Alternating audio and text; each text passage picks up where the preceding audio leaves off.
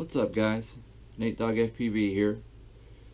Today we're going to be taking a look at the Emax Baby Hawk R. My local chapter actually, and several local chapters are doing some spec races with the Emax Baby Hawk R. So I picked one up. So today we're going to look at some modifications I made to the stock Baby Hawk R, kind of how I set things up. We'll look at some flight footage from today as well of the maiden flight.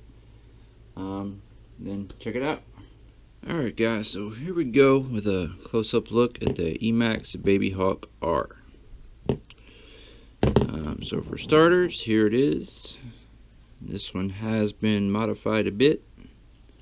So I'm going to go over the changes I made, kind of how I set mine up, and what's been changed from stock. So first off, you can probably tell the arms have been changed. These are the 2.5-inch arms. I actually picked up the Baby Hawk from PyroFlipRC.com, and they also were selling the 2.5-inch arm upgrade kit, and so I picked that up and we switched it over to the 2.5-inch arms. Now the Baby Hawk actually comes with, or at least mine came with, these red Avan 2-inch props. I actually did change those out for the clear props. Also picked those up from PyroFlipRC.com. Got those right here. So I just wanted some extra props for it, and I like the clear, so picked up a couple bags of these from PyroFlipRC.com as well. To power it, I also picked up some batteries from PyroFlipRC.com. These are Pyrodrome branded 460 milliamp 75C 3S batteries. So I picked up 5 of these. Seem to do pretty well. It's averaging probably about 3 minutes of flight time. Not pushing them very far. So I think, pushing the battery to its extreme max, you could probably get maybe 3.5–4 minutes out of a flight, just cruising around, which is pretty good. But so far so good with these batteries. Again, picked those up from PyroFlipRC.com as well. Just so you can see as well, here are the stock arms. These are the stock 2-inch arms that come installed on the Baby Hawk R. So again, I just switched those out for the 2.5-inch arms from PyroFlipRC.com, and they're basically just like this, one piece for the front, one piece for the back, and just obviously a little bit bigger. So what else comes with the Baby Hawk? You guys have probably seen unboxings already, but you get your Foxeer camera controller, JST pigtail if you wanted to use that type of battery connector. Got some extra screws for the camera in there, some washers. Also comes with a little bag of screws for like your props. Has some extra screws for the body, a couple extra nuts for the body and canopy mount also. So again, all that's going to come stock with the Baby Hawk. So let's take a look at the modifications that I made to kind of set this one up the way I wanted. So besides the arms, one of the first things I noticed is the motor wires were just laying here on the arms, and they were really loose and just kind of flopping all over the place. Obviously, if you're flying and maybe you snag a tree branch or something like that, you could easily rip one of those motor wires off the pad. So I just added some electrical tape around each arm to kind of secure those motor wires and hopefully keep them from having any problems or pulling off the pads. The next thing I did on the receiver antenna, I actually just tucked it inside and kind of tucked it up under the bottom of the ESC board here, just because I really don't like having anything sticking out of my quads. Racing them, it's obviously stuff gets bent and when you crash and everything, so I just like having it tucked inside. But I flew it today, no range issues with it being like that, so I don't think that will be a problem. Another modification I made was the VTX pigtail just has this little dipole antenna here, and they did just have it hanging straight out of the back, and was pretty long, came out to about there, which for me is too long, you know, and it was real flimsy, so it easily could have, if you bumped something, it could have jumped up in the props and been a problem. So I just pulled that over and actually zip tied it to this arm. Also added another piece of heat shrink over it just to give it a little more protection, and then zip tied that to the arm just to keep that out of the way. I was actually really impressed with the video quality of this quad today. When I flew it, had absolutely no issues with video, with the antenna being mounted right there. But yeah, video was great, no complaints at all. So don't think that will be a problem if anyone wants to try mounting it there just to kind of protect it.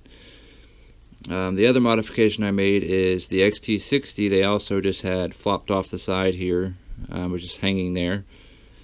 Actually, another guy from our local area already ripped off the pads from the 4-in-1 ESE from just getting in a crash, you know, with the XT30 hanging off the side. So obviously I didn't want that to happen, so I actually just pulled it back a bit and attached it to the bottom of the arm here and put a zip tie right there just to kind of hold it to the bottom of the arm.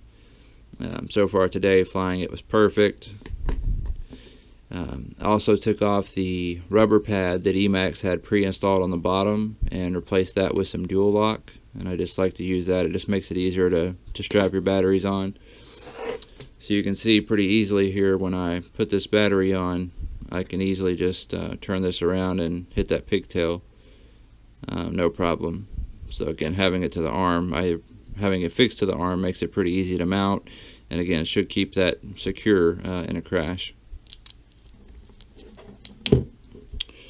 Alright, and the last modification I made, if you can see it, right in here, Emax has some rubber grommets pre-installed between these bottom screws and that are going up into the stack.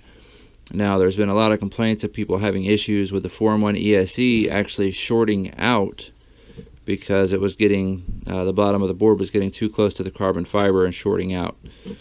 So Emax's remedy to that was to install some rubber grommets to do that, which came installed on the Baby Hawk already. Now the problem I saw with that is these screws were not tight at all, and on the packaging Emax actually had a sticker saying do not tighten the screws and compress the grommets.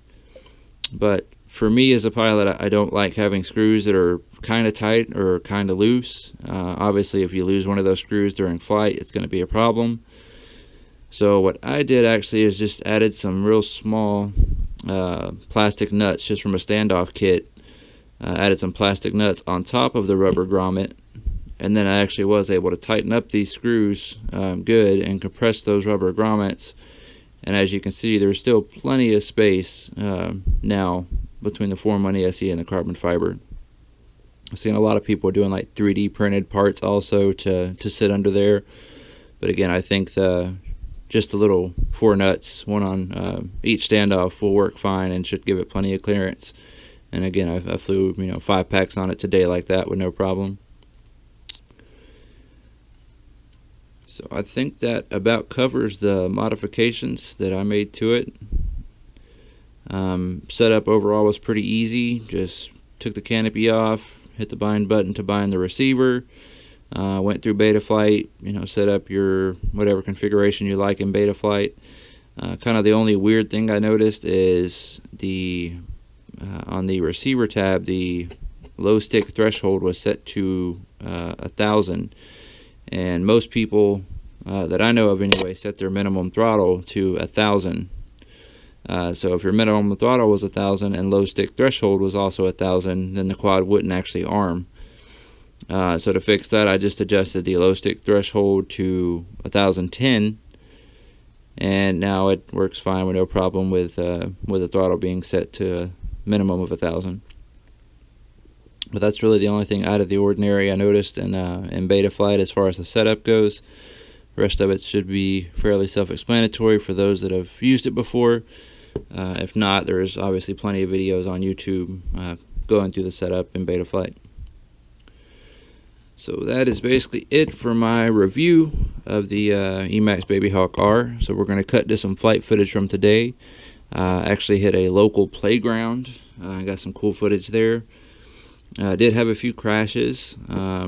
Hit into a metal, kind of metal part of the playground once actually, and hit right up here. Kind of scuffed the lens a little bit, scuffed this a little bit, but ultimately it held up really well. Actually crashed in sand a few times too. It held up fine. You know, got a little sand in the motors. I just blew those out. Still working great. So far so good, and things seems to be pretty durable. Definitely fun to fly, so looking forward to doing some racing with this thing this season, and hopefully we'll get some more footage of it out there. Alright, so we're going to go ahead and cut to the flight footage, and 3, 2, 1